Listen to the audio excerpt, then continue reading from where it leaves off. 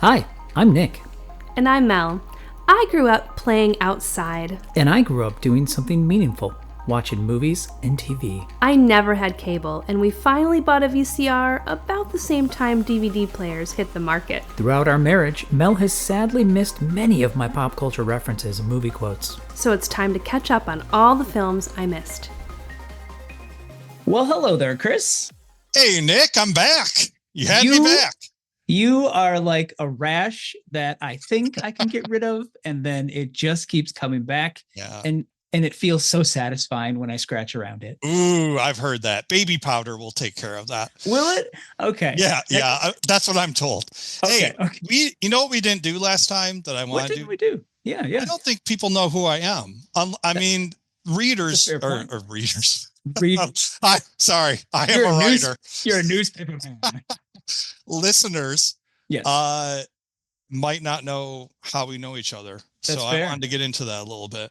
Please. So we've known each other for 25 years. Oh my goodness. You gave away I'm at least 25 years old, Chris. I know.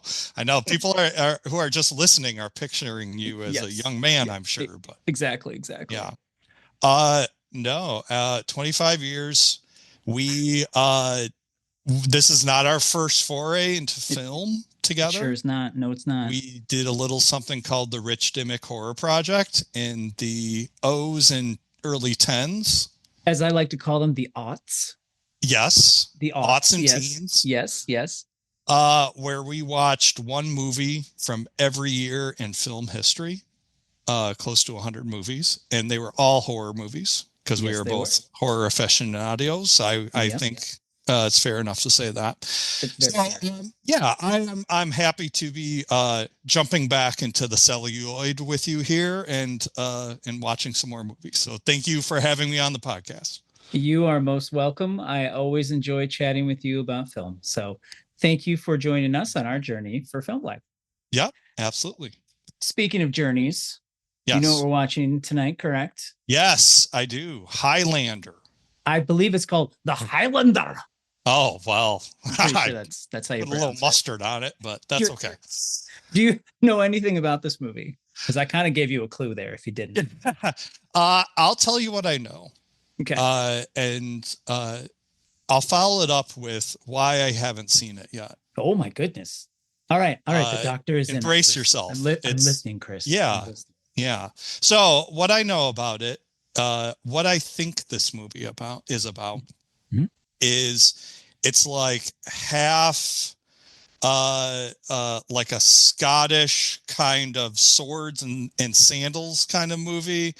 Not really sandals because it's later, but like swords, medieval kind of Scottish action movie, and also half like a fantasy sci-fi where the Scotsmen in their kilts and swords can time travel through the ages and are having like they might be warlocks, maybe. I don't know. It must be a warlock because how can you travel through time? So I'm going to go with warlock. Two warlocks are warring each other through time, but it starts like in the medieval ages of Scotland.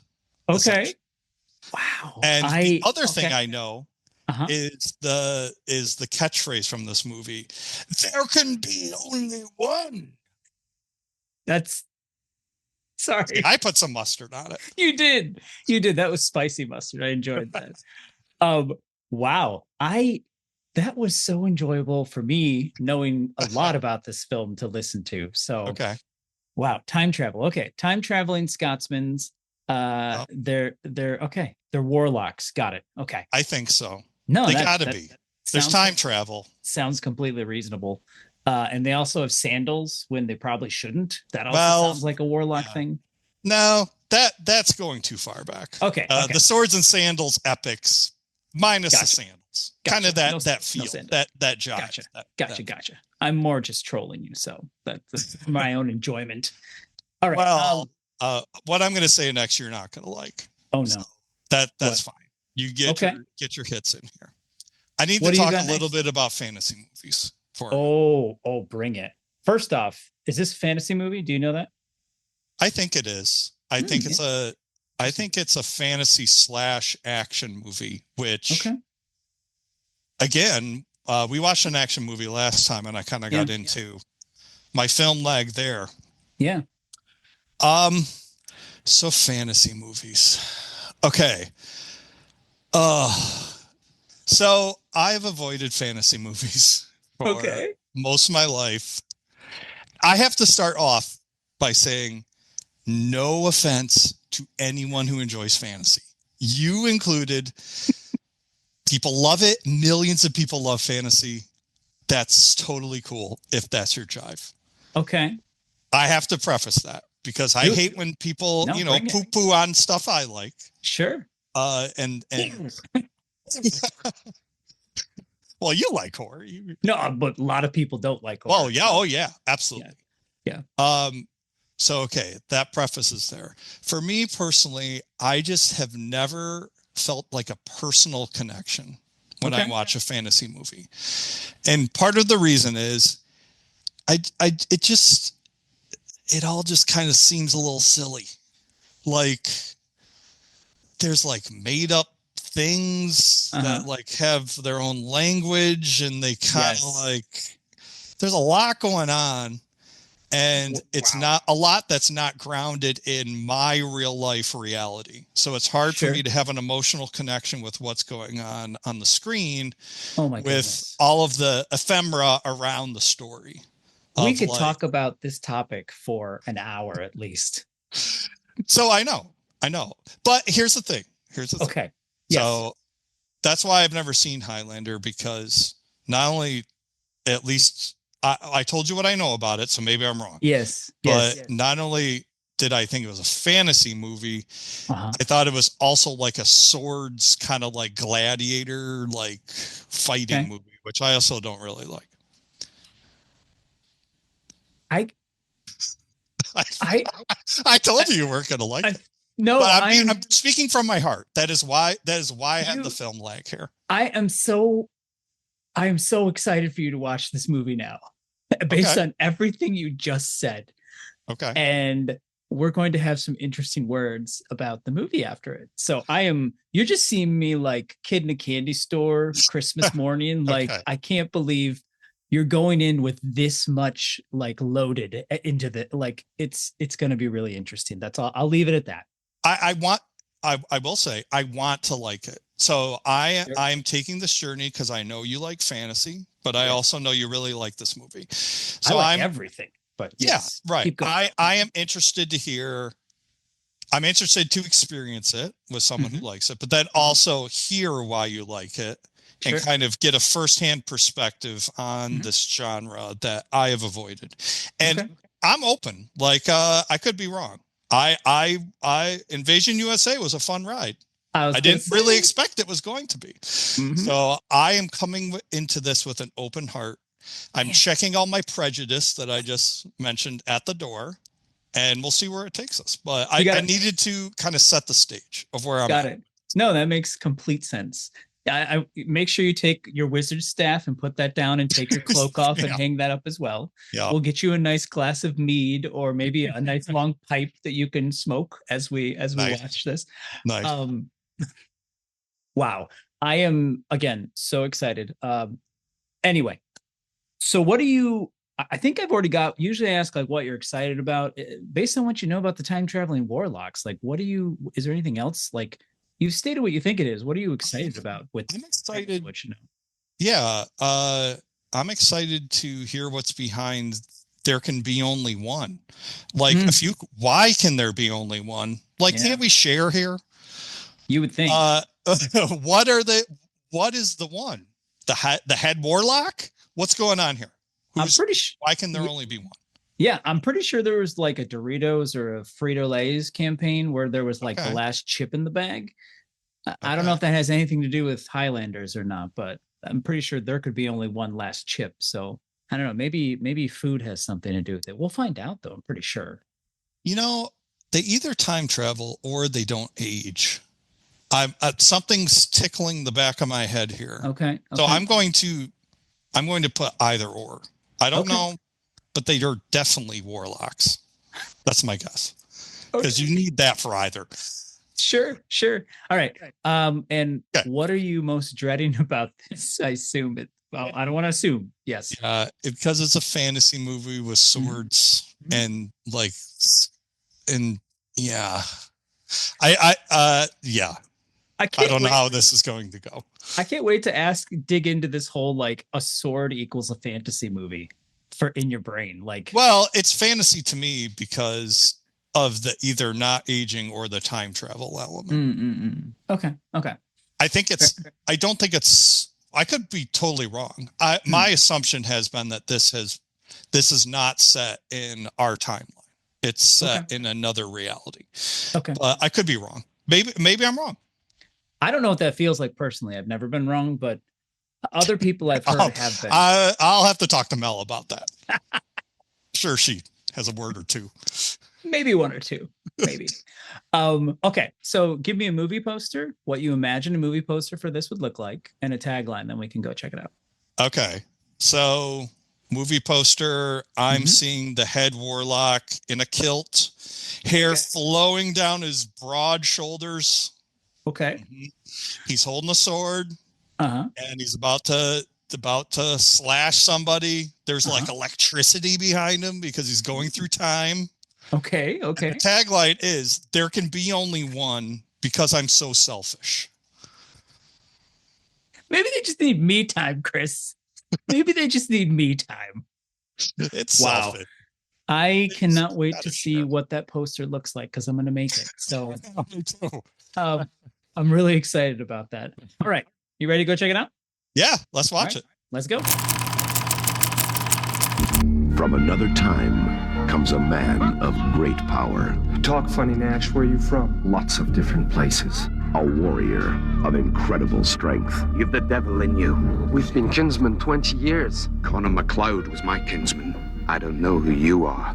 Because you were born different, men will fear you, try to drive you away.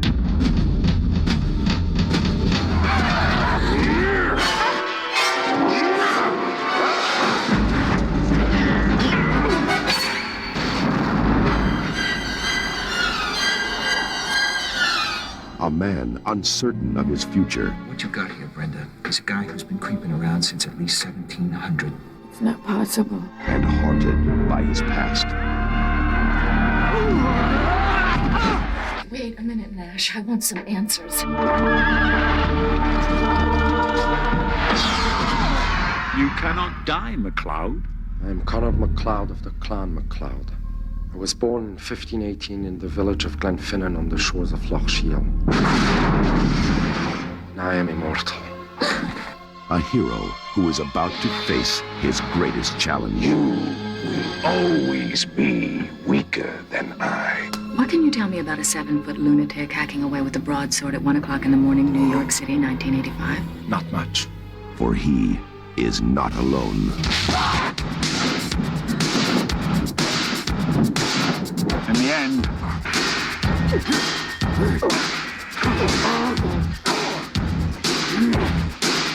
there can be only one.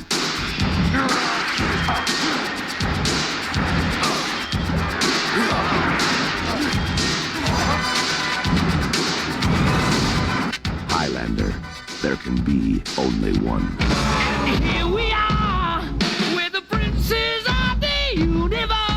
Here we belong, fighting for survival. We've come to be the rulers of your world. There can be only one, Chris. There can be only one. Only one. Not just two. One. Not two. Just one. Just one. That's what the universe demands. There's so much about this movie that leaves me befuddled, confused, elated, and strangely stirred. I almost said aroused, but I didn't mean aroused. I meant stirred. Well, there's a few parts. Well, there's a few. That's true. That's true. Beheadings, that usually gets people going. It sure does. It sure does. Can you give us a quick summary of this one? I would love to. So this film came out in 1986. Correct. Yep. Yeah. Think of all the insanely awesome movies that came out around this time. And then they add this one too. Yeah. Like embarrassment of riches, mid 80s when it comes to movies.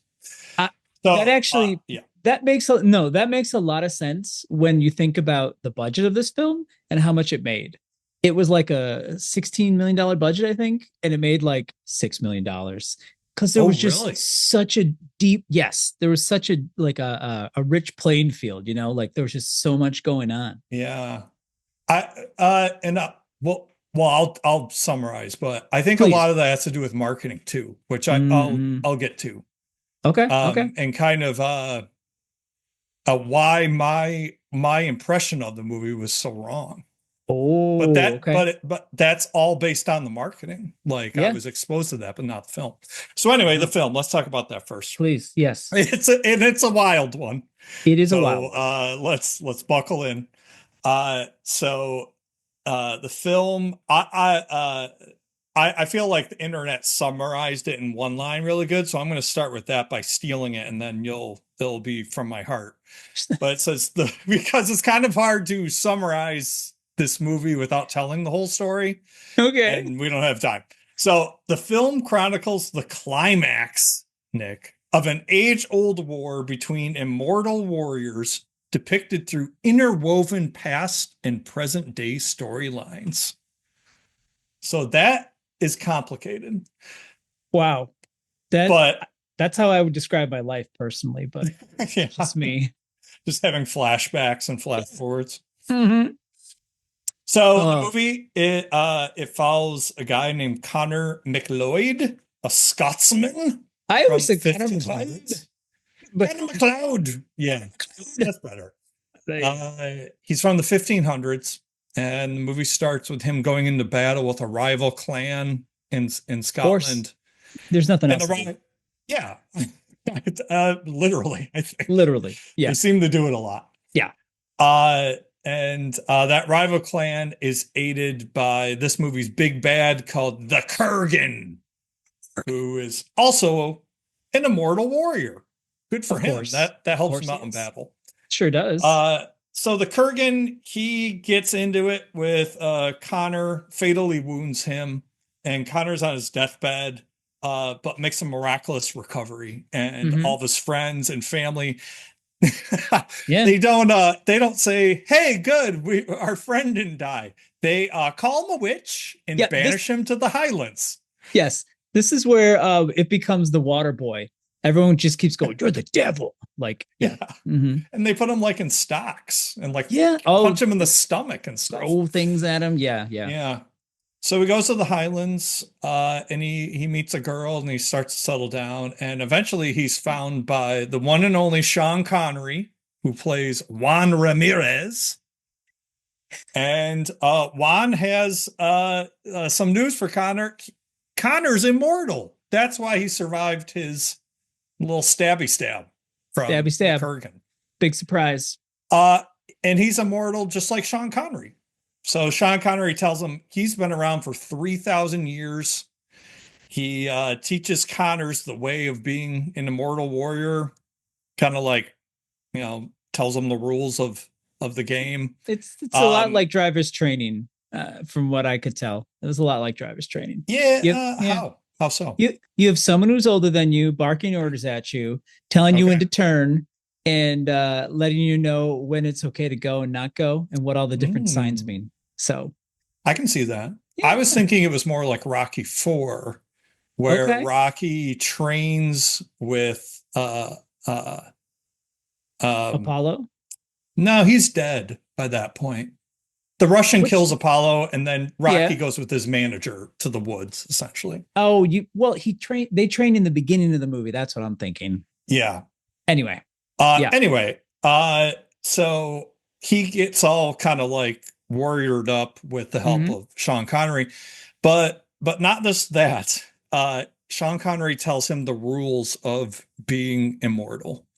So you can't have kids. You shouldn't fall in love. And you can only die if someone cuts your head off. These are the rules of being immortal. I think this is the rules of being a hipster in the 50s too, isn't it? Yeah, I think so. I mean, you should never fall in love. That's just good advice for anyone. That's a great one. Yeah. Nothing good comes with that. Agree. And a final rule. Wait, my wife listens to this. I don't mean that last one. Falling in Love's amazing. Well, Sean Connery says the same thing. He just says you're going to get hurt because you're immortal. Mm-hmm. And the irony of that. You'll outlive your wife and with the pain. Many others. Yeah, yes. Exactly. It was very tender. Oh. The last rule is the only place you're safe from someone cutting off your head is the hallowed ground, where the immortals are forbidden, the immortals are forbidden to fight. Yeah. That's which is hallowed ground is church, basically. Yeah. Sanctuary. Yeah. All the movies you've seen throughout the years where someone rushes and they barely make it through the church gates and they cry sanctuary. Yeah. And what's awesome is all the immortals abide by this rule, even the worst of the worst, which I think is respectable in a certain sense. You got to have some rules, right? There's two rules: hallowed ground, and there can be only one. That's it. Everything else is fair game. So the story bounces. It's a non-linear story, which is interesting. It bounces between the 1500s, kind of describing the scene that we just went through, and also the 1980s. With it's really set in the 80s. It just has flashbacks to the 1500s to kind of show Connor's and Kurgan's backstory. And that all leads up to what's going down in a very, very seedy 1980s New York City. I would just say, yes, New York City. Wow. If you've ever been there within the last 15 or 20 years and you thought, I don't know, it's a little dirty. Nothing compared to the 80s. And that's with the movies. I'm sure they kind of cleaned it up a bit for the movies sometimes too. So yeah, it was pretty dicey. Yeah, it was. The immortals chopping people's heads off. It wasn't even. I mean, I guess it was news, but it wasn't that out of the ordinary for New York City. It was not that shocking for them. Yeah, I would agree. The cops are like, "Oh, we got another wackadoo," just nothing. Yeah. Mm-hmm. So we said there can be only one, and what is kind of driving the story is, over time, the immortal warriors kind of start to feel this pull towards each other. And Sean Connery tells this to Connors that eventually there can be only one. Like, this is going to be a fight to the death. And there's going to be an ultimate showdown eventually where all the Highlanders, immortals, come together. And legend says they're going to have a final fight. With head chopping death until only one remains, and that one will get unlimited power, basically. Do you remember what that's called? I don't. It's called the quickening. Oh, yeah. When they're like near each other, it's the quickening. Yeah, it's like they have a sixth sense for each other. Yeah. Yeah.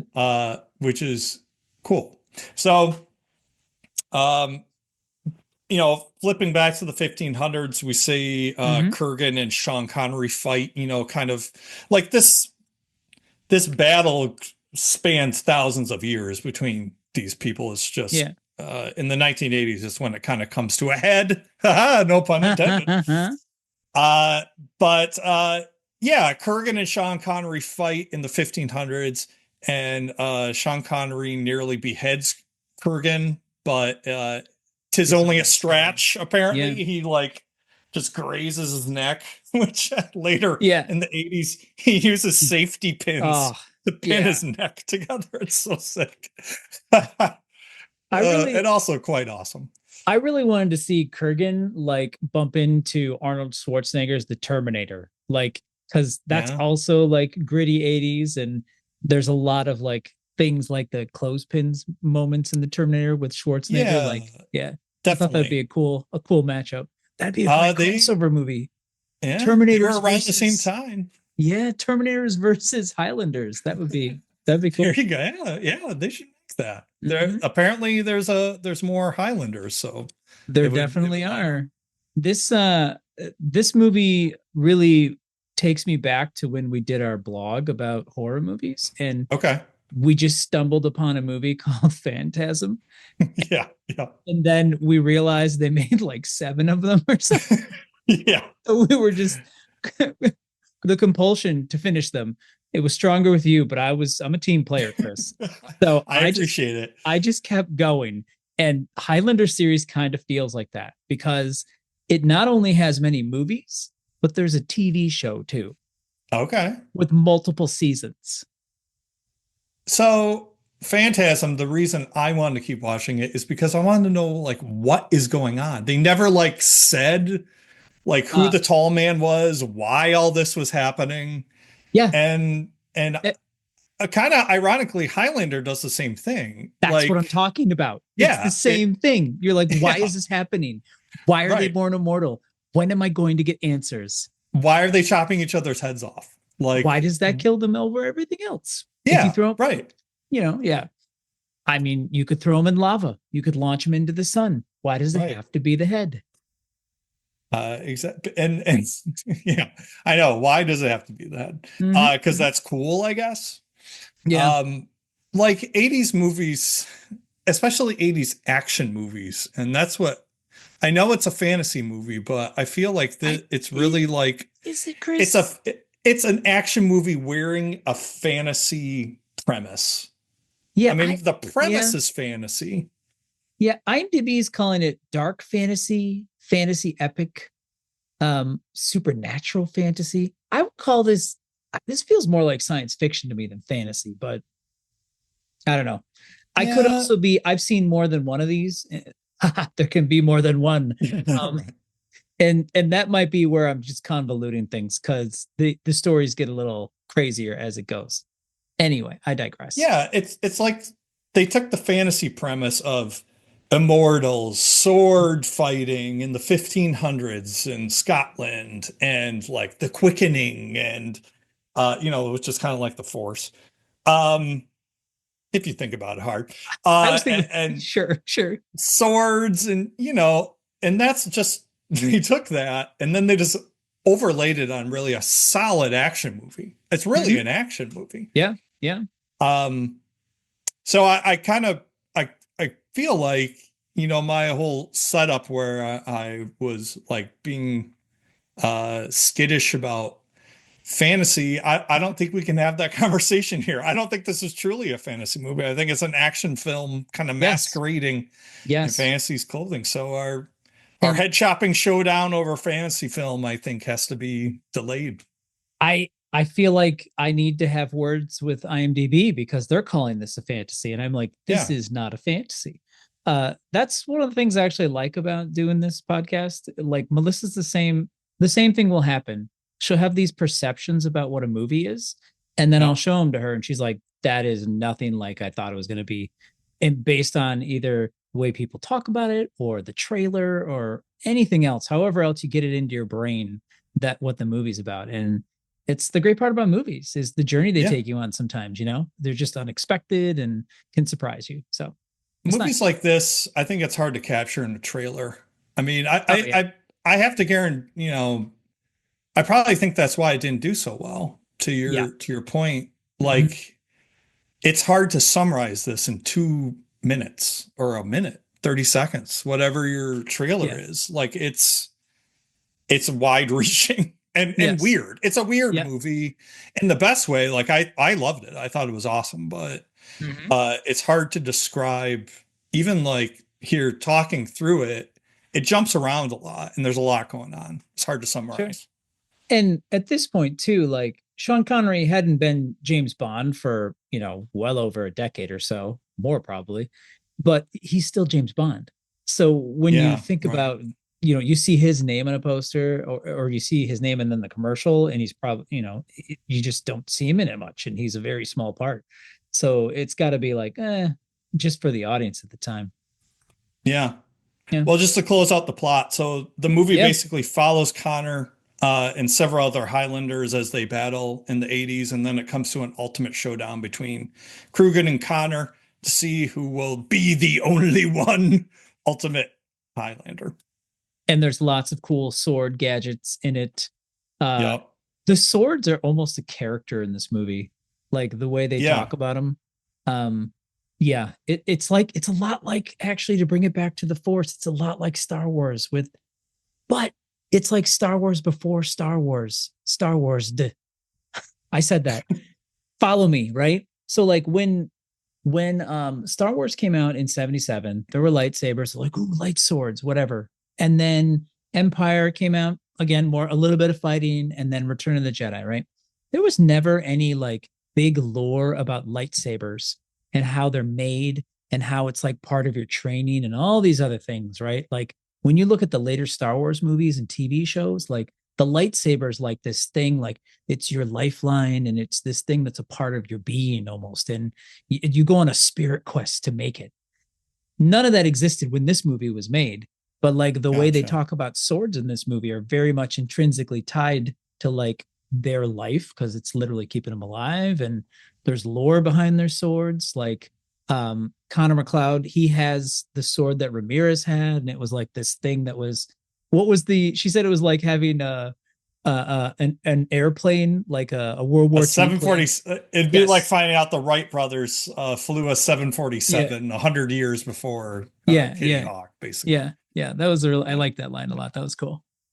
And that person too, she's in the modern era, but she's a sword expert. Of course, like she is a cop by day, sword expert, and sword author by night. Yes, published author. Yes, this is pre-internet world where she was shocked that he knew who she was, because no one would ever be able to find you because it's a sword book. Who would have a sword book? Right. It's so crazy when you think about how siloed knowledge was back in the day. Yeah, I know. It was interesting. I really like though. Oh, go ahead. I was just going to say, what was the weirdest part for you of the movie? Or what surprised you the most? Well, it was all pretty weird. The head chopping. I did not see that coming. And it's a mid 80s movie, so they show chopping the head. Like it's a big ding. Yeah. What I guess what surprised me about it is that it took itself seriously, which I appreciated. Like most fantasy movies, well, some of them do, but some of them kind of get a little lofty. Yeah. One of my favorite parts of the whole movie was when they got kind of into the emotions of what it's like to be immortal, and kind of like the good and bad that comes with that. And there's a whole scene with Connor back in the 1500s where it shows him kind of living out his life with his wife that he meets in the Highlands, and her getting old and him basically like having to watch her die. And the whole line from Sean Connery about how he's only ever had 3 wives in 3,000 years because the pain's too great. And he's like, just don't do it. Don't, just avoid it. I love that. Like, I felt like this movie, not only did it have like, head chopping, it had like a thoughtful, sensitive side. And I did not see that coming at all, but it ended up being some of the best parts of the movie because it actually made you think about what it'd be like to be immortal. Oh yeah. And a lot of times in movies and books and TV, if you're immortal, there's usually something like you're a vampire. So you become dehumanized. You're like feeding on humans or an undead thing or something, right? This is like you're just pretty much a regular person, but you just don't die and you have to like deal with that. Yeah. It's a different twist on it. And it was, I like the way they do that too. It was very poignant. And I also really like there was some comic relief in it. And especially it jumps at a certain point to the 1700s where Connor's in a duel with a, like an English dandy. Yes. And the English guy just like keeps firing his pistol right into him. And Connor's drunk and just kind of like doing it for fun. Yeah. He keeps skewering him and stabbing him with his sword. And Connor's just like stumbling around drunk, laughing about it. And like, oh, you got me. I thought that was awesome too. Like they took it different places. I didn't think they would. And it was a nice surprise. Yeah, it was pretty unexpected. I have to imagine that would have been his like midlife crisis if you're following the timeline of the movie, right? He's like 200 years old. So maybe he was having a midlife crisis, just being reckless all the time because he was bored. So, and that was kind of, I thought way more about being immortal after this movie than I ever have. I never thought I would. Sure. But it's because of that, because they kept it so grounded. It wasn't that it was set in the 1980s. I like that too. It kind of helped me relate to the story a little more. Yeah. But I'm wondering how you feel about this. Where I landed, being immortal, I think would be awful. Awful? Okay. Yeah, I would not at all want to be immortal. Okay. So for a few reasons. Okay. Like, yeah. As it showed in the film, like essentially when you realize you're immortal, which he did, it seems like that's the other thing in this movie. They age to a certain point and then I guess they stop because he's not a baby. Yeah. But then he stays like around 25, 30, I guess, for like 500 years. It's crazy. It exactly matches the age of the actor at the time of shooting. I don't understand how it works. But Sean Connery was like 40 maybe 40, in this. 50. But yeah. How I could reconcile that is that he's been around 3,000 years, so maybe you just kind of like slowly get older. Yeah, and the first guy he fought in the parking garage, he looked quite old too. He looked like he was like late 50s, early 60s. So, but they don't explain any of that. Which again, they don't explain anything. No, it's just happening, and no one really knows why. A storm comes, it's done. Anyway, the fact that like once you reached your aging like plateau, or at least for a while, you would have to just sit there and watch everyone you know and love die. And if that isn't hard enough, as Sean Connery said, then you kind of have to like restart your life every 80 years, unless you want people to know you're immortal. But it seemed Connor did not do that. He kind of like started things over so that people probably at first wouldn't call him a witch and punch him in the stomach when he has his arms in stocks. Yes. But, so I think that'd be awful to just kind of like have to keep restarting, but also, lose everyone. I also just to your point that you brought up, I just think life will get so old. Like one of the best things about life is kind of like the pressure of time making you do things. And I feel like if that didn't exist, that pressure, even if you were motivated without that pressure, after a few hundred years, you would probably get to everything you wanted to do that you personally felt passionate about. Yeah. And I know like you'd see progress, so new things would be popping up, but well, that's good. Like technology and, the advancement of information. I mean, you also have to deal with like social media or like there's a spot where Connor's running from Nazis and like saving them from killing a little girl. You have to see all that too. Yeah. It's not just the good progress, it's the bad. Yeah. There's a lot of stuff you would have to endure. Yeah, totally. And finally, and then I want to hear how you feel about it. I mean, like life is hard, man. I like life. I'm glad I'm alive. I don't know if I'd want to be doing this for thousands and thousands of years. Like an average lifespan, kind of like 80 years, if you're lucky, you get 80. I feel like that's kind of a sweet spot for dealing with all this that we call life. Fair. Those are all very valid points. By nature, I immediately have to take the opposite stance, of course. Like that's just my nature. Sure. So I would like to think that if I were a Highlander and I kept living, right? Of course, you go through your first round of losing everyone you know and care about, right? And then there's actually metaphors of actual life in that. Like think about when you were a kid, like when you're really little, you have a super close group of friends that are super important to you. They're your whole world.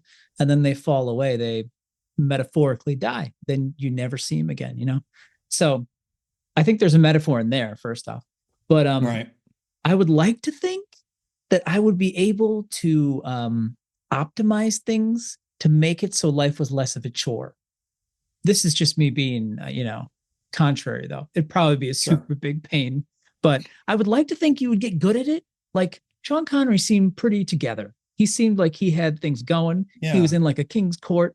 He knew the system and he could like jump.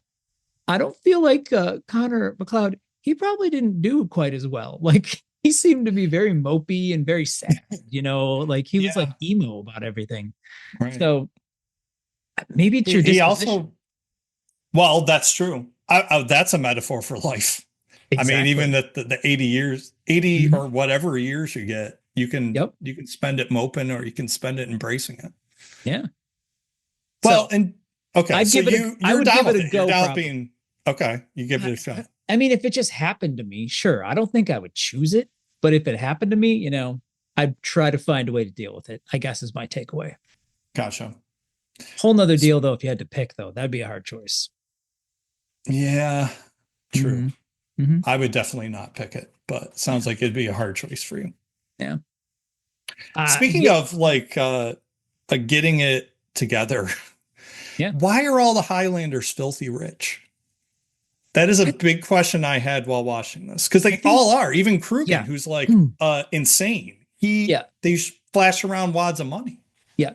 Well, Krugen, I just assume he kills everybody and steals their money. Like it's the 80s. It's the 80s, so there's drug dealers everywhere or whatever. So he just kills them and takes their cash. That's what I assume for him.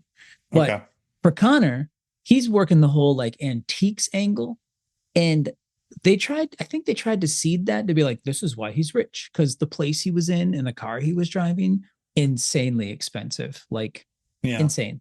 But the place where he has all of his artifacts, then I'm like, how did he have the organization and the forethought to be able to store all of those things from the past 400 years? Like he literally had things from like 300 years ago. I'm like, does he have a safe house that he like dumps stuff into? Like, how is that possible?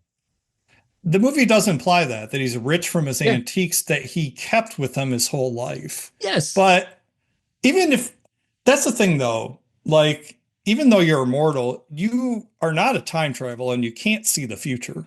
I mean, he doesn't know what is going to be valuable in 500 years. I mean, sure, anything at a certain point becomes valuable. Yeah. But he had like this vast collection. I don't know. I thought that was kind of funny that was how they're. I think I just stumbled upon their secret weapon, Chris. And every kid is taught this at some point in their educational career. And they always go, yeah, whatever. Compounding interest. Okay. They've been alive so long, they just put $500 in back in like 1620. And then it just keeps growing. And then they're all rich. That's true. That could be. That's it. That's all I got. I'm tapped out. Well, yeah, I guess I'll go with it. Thank you. I appreciate your support. Sounds like you're glad you saw this one. Yeah. Oh yeah, I'm really glad. It was not what I was expecting. In a good way. I thought it had heart and emotion. The Krugen. Yeah. I want to talk about him for a minute. That was played by Clancy Brown. Even when we were watching it, I was like, God, how do I remember that guy? I've seen him in something. He's been in 10 million things. He's been in a lot. Yeah. We talked about kind of collectively, we know him from Starship Troopers. Yes, that's where I know him from. Yeah. I knew him because he played the evil demonic creature in the HBO series Carnival, which came out in the early 2000s, which if you have not seen, very underrated, brilliant, early HBO series. Nice. One interesting fact about him, I don't know that you know. Okay. But it'll probably blow your mind. Clancy Brown does the voice of a famous cartoon character. Is it on you DuckTales? Want to guess who it is? Is it on DuckTales? No, not DuckTales. He has such a... I've heard his voice so many different places because he has such a distinctive voice. Bluto? Is it Disney? No, it's Nickelodeon. I'll give you one more try. Okay, Nickelodeon. I don't know any cartoons on Nickelodeon that I can remember. Danger Mouse. 90s Nickelodeon. Rugrats. 90s 2000s. It's still on. Is it? I give up. What is it? Who is it? He's the voice of Mr. Crab on SpongeBob SquarePants. Oh. Can you see it now?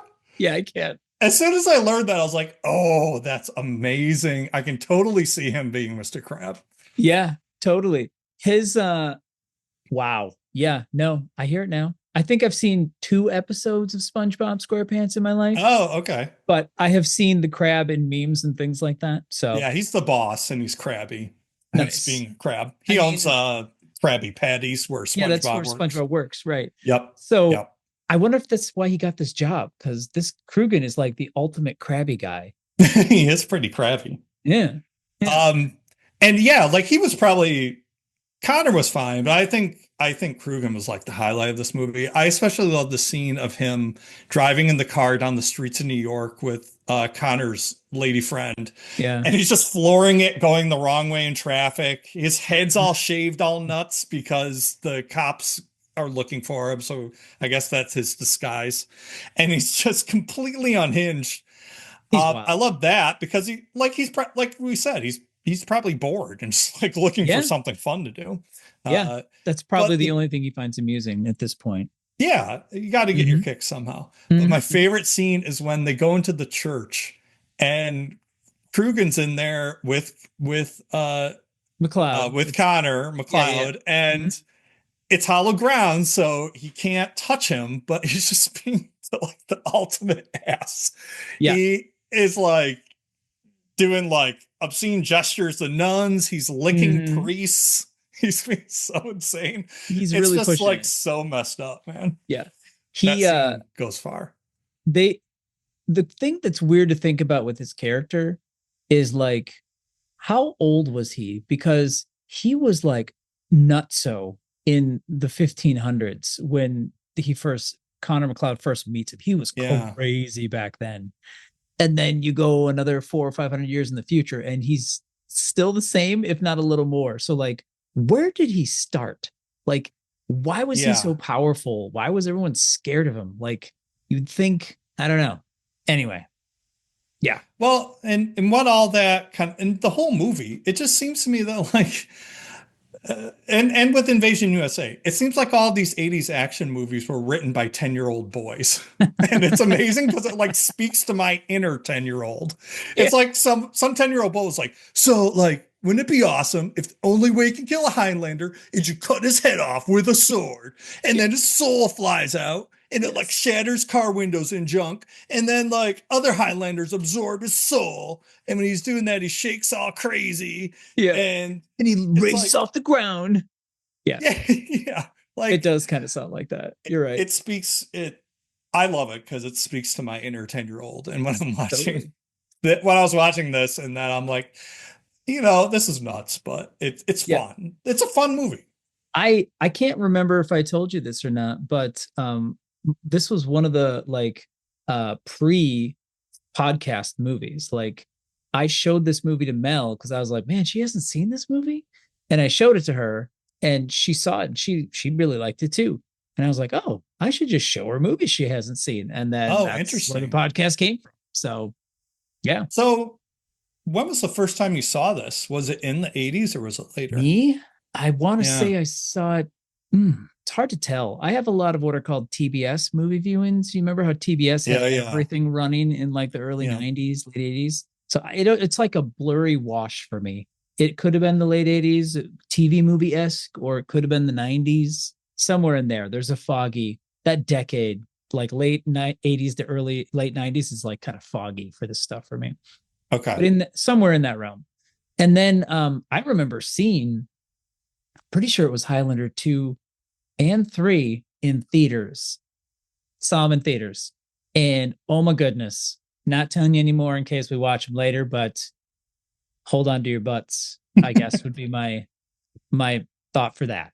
Is it phantasm level insanity or I can't give you any hints just in case we watch them. You know how I feel about spoilers.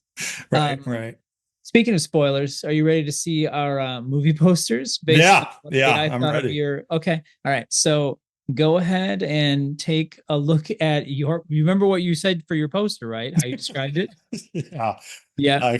Okay. It's a crazy kilted Scotsman with a sword, kind of a He-Man looking sword with electricity all around him. And the catchphrase is, there can be only one because I'm so selfish. Exactly. That came out pretty good. What'd you think? Yeah, that's actually a pretty boss poster. I like it. You're welcome. I made it just for you, Chris. Thank you. Thank you. It's speaking to me. Now, check out the actual poster. Look at the real one. Wow. See, that's why it didn't make any money. Is that not the worst poster you've ever seen in your life? It's just Connor McLeod looking mean. It's just in black and white and text over it. No one wants to read that. When I was thinking about taglines, I was like, this is the longest tagline I've ever seen in a poster. He fought his first battle in the Scotland Highlands of 1536. He fights his greatest battle in the streets of New York City in 1986. His name is Connor McLeod. He's immortal. I fell asleep halfway through that.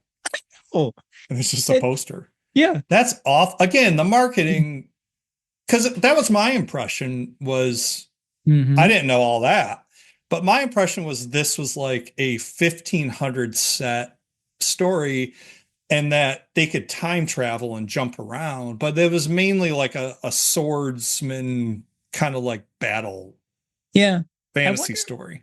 I wonder if that's Back to the Future creeping into the zeitgeist, because that was time travel is really big. So maybe they edited it, all the things, and tried to make it seem like time travel to try and like ride the wave or something.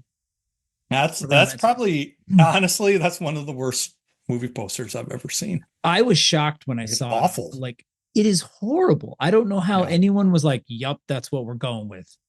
Like, that's a shame. I don't remember. I totally like the international ones are better. You should check out the international ones. They're actually much better. The movie deserves more than that. It totally does. It's unique enough. Why didn't they just do the misleading show Sean Connery huge and he's only in the movie for like 15 minutes? Just do that. That's the tried and true method, you know? Also, Sean Connery, it was the 80s and he was probably like, what, in his 40s? But like James Bond, he looks a little younger, but it seems like from 1980 until he died, he looked exactly the same. Because when he came on, he like looked how I remembered him from like the 90s and the 2000s. Yeah. Did not really age. His character too in this movie blows my mind. He's a Scotsman in a movie called The Highlander, talking to a man who's supposed to be Scottish, who's not. And then he speaks like an Englishman, but he is a Spaniard in the court of the Portuguese royalty. But he's Egyptian. Like, he's that good of an actor, Nick. He can just pull all of those out. He didn't want the easy road of a Scotsman. He wanted to be a Spanish Egyptian. It was that almost broke my brain the first time I heard that, and that holds up. It almost broke my brain while we were watching it. I was like, I feel like the writers were like, let's see if anyone will pay attention to this part and anyone will notice, just to like kind of mess with you. It was pretty wild. So, did you have any other questions? Because I have my profound question for you. Well, I wanted to talk about the end a little bit. And I know we can say spoilers on here, so I'm just going to spoil it up. So, Connor McLeod wins. He beheads Krugen. He absorbs all the power. And then there's just a voiceover that ends it that kind of gives some more information about what's going on. But essentially, Connor's reward for being the only one is, they say, like, he got the collective power of the universe. So like, they're like, he's an advisor he can be an advisor to presidents. He knows the past and the future, and like kind of like unlimited power. But then they also say that he's now finally mortal. And it's like, oh, so is that his reward? Like finally getting to die? Like, kind of backs up my theory, but that just, and also I think when we're watching it, you're like, he gets unlimited power, but he just wants to have a family. And that's essentially what it implies. He like the swordsmith cop that he falls in love with, it shows him in a picnic in the Highlands with her, essentially. That feels like a grass is always greener. Oh, I've done everything except this. Now I can do this. Let's check that one off the box. Let's do that. I mean, all of them could have babies. They could just use cloning and in vitro fertilization if they just waited another 10 years. That's true. For the ending though, I never remember the whole like zhuzhiness of it. He can I just watched it and I thought when that voiceover was happening, I was like, oh, it's like he's like really in touch with the Force now. He can just sense things and know things. I didn't, it just feels like he has a lot of knowledge now. Like they kind of tiptoed around it with Sean Connery with the whole deer thing where he could focus and he could like feel the deer's heartbeat and feel their energy kind of a deal. So yeah, the ultimate power, I always, in my brain, after I saw this originally, it was, you just get to die. The ultimate reward is you just it's released from life finally. Yeah. You finally get to rest. I mean, I think he earned that. Mm-hmm. And even like when Sean Connery dies, it kind of seems like he wanted to. He didn't really fight. Oh, he did not that fight back hard. I think he was just kind of ready. Yeah, he was just like, okay, I passed it on to another kid, the knowledge. And now I get to go. Yep. So that was him having a kid per se. So I definitely think he was ready to go. I was even complaining when I watched it. Like, come on, Sean, you could have just jumped off. He just like waited to have his head chopped off. Yeah. It was, he did. Yeah. He threw in the towel. Mm-hmm. Yeah. They go into things a bit more in the sequel, not to make you want to watch it, but no, this is how I baited you with Phantasm. Remember? I just kept saying we gotta figure out what's going on. I know that old trick. I've heard it come from my mouth. I'll just leave it here. You don't have to do anything with it. It'll just be sitting there. Don't worry. No. I've thought about being immortal too much already. Yes. I think we've tiptoed around this, but I always like to ask, what, if any, messages do you think were in this film, Chris? I mean, the biggest thing I learned is that if you want to seduce a woman, you let her stab you. That seemed to work great for Connor McLeod.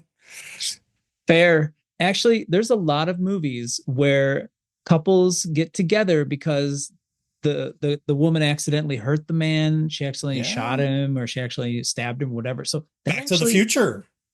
She hits him with the car. Yeah, well, her dad does. The dad does. Yeah, because he's spying on her. Exactly. But, yeah. The nurse, nurse syndrome. It's not called that, but you know what I mean. I know what you mean. You want to take care of someone. Yeah.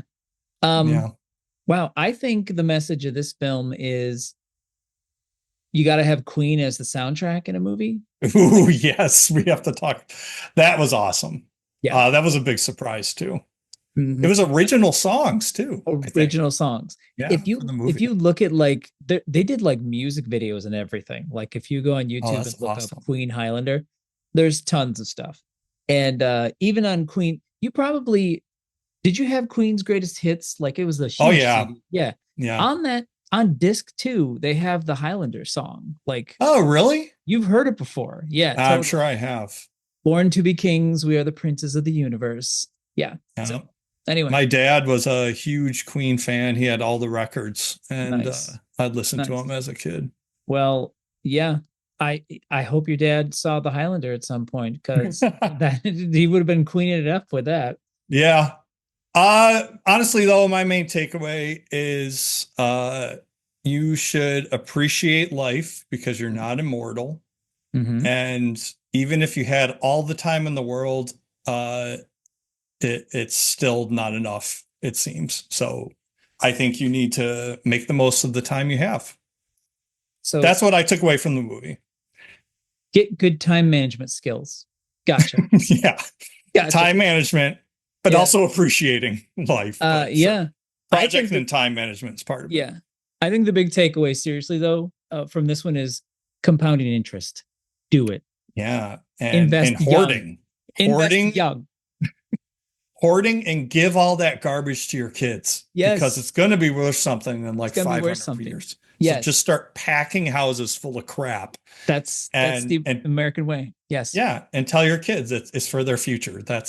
It's for your children's children. Exactly. Awesome. Well, sir, I think we've beheaded this one sufficiently. What do you think? I think we have. I already feel the quickening as I sit here. Oh, all right. That's a wrap. That's a wrap.